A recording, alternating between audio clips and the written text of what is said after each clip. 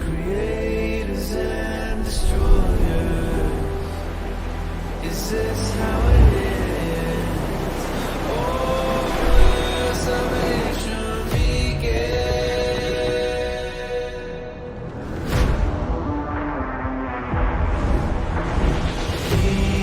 Beginning through the ending, it was always me, always me. Beginning through the ending, it was always me, always me.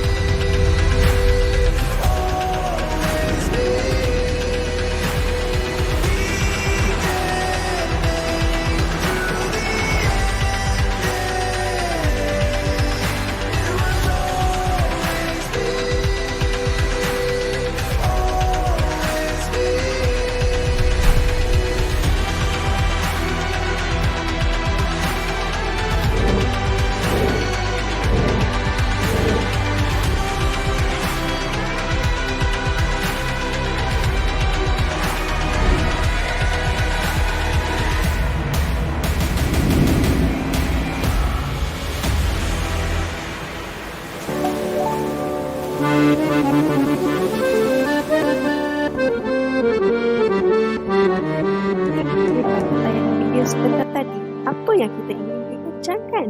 Jom kita bincang. Yang pertama, cuba fikirkan apakah pemandangan yang ditunjukkan dalam video tadi. Dalam video tadi ada gunung, ada laut, semuanya cantik-cantik gambarnya. Dan yang kedua, bagaimanakah video pemandangan itu dirakam? Video tersebut dirakam menggunakan alat teknologi yang dinamakan sebagai drone. Apakah drone? Jom kita belajar. Apakah pembelajaran kita hari ini? Yang pertama, kita masih lagi berada dalam tema mata pelajaran sains, teknologi dan inovasi. Unit 17, Mesra Teknologi dalam tajuk Rakaman Air Udara. Dan standard pembelajaran yang kamu kena kuasai pada hari ini ialah 1.3.1, iaitu bercerita dengan sebutan yang betul, intonasi dan gaya yang sesuai. Lanjutkan kepada pembelajaran. Kita lihat dulu objektif pembelajaran pada hari ini. Pada akhir pembelajaran, murid akan dapat yang pertama menyebut sekurang-kurangnya 2 maklumat untuk mengungkapkan artikel dengan sultan dan intonasi yang sesuai secara individu. Yang kedua, murid boleh menyampaikan sekurang-kurangnya 1 buah cerita berdasarkan gambar yang dipaparkan dengan sebutan yang betul dan jelas secara berkumpulan.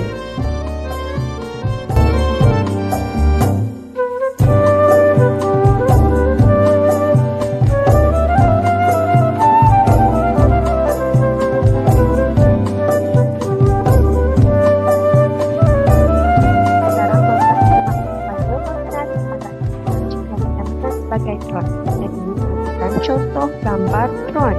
Apakah fungsi alat ini?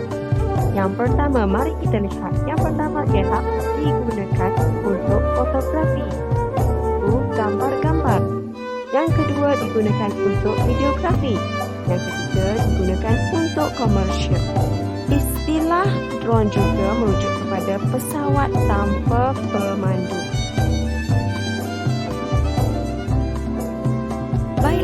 adik-adik, jadi ini merupakan kerangka artikel akhbar yang menceritakan tentang penggunaan drone. Jadi cikgu akan mulakan membaca dan adik-adik boleh ikut cikgu ya. Hari ini drone amat popular terutamanya untuk tujuan rekreasi oleh orang awam seperti dan videografi udara. Kini, alat ini mendapat permintaan yang tinggi kerana keupayaannya dapat mengambil gambar yang dan berkualiti tinggi. Hal ini kerana alat ini menggunakan kamera yang terbaik dan sudut yang tepat dari. Namun, hanya sebahagian sahaja yang mengetahui penggunaan drone dalam industri dan secara drone telah membantu pihak berkuasa untuk memadam kebakaran, mengurus bencana dan pemantauan kerosakan. Pihak syarikat dan perusahaan pula menggunakan drone untuk tanaman dan memantau kerja-kerja pembinaan. Alat drone dijangka akan digunakan secara lebih meluas dalam servis penghantaran, pengangkutan udara, penjagaan kesihatan dan banyak lagi. Ini telah membuktikan bahawa drone mampu terbang dan diaplikasikan dalam industri-industri pada hari ini. Jadi, adik-adik, cuba adik-adik penuhkan ruangan kosong yang cikgu sediakan.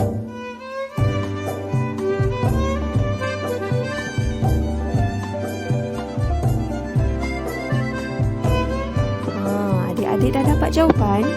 Mari kita bincang bersama-sama. Yang pertama ialah seperti fotografi, seperti mana yang kita telah bincangkan sebentar tadi.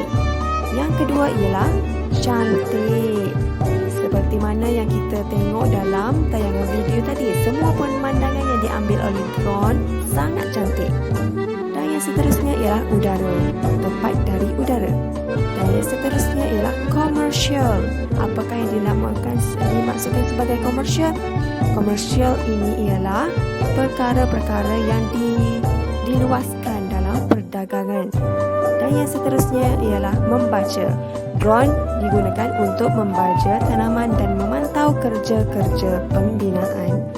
Jadi, untuk memahami lebih lanjut, adik-adik boleh cuba membaca semula artikel ini daripada awal sehingga akhir.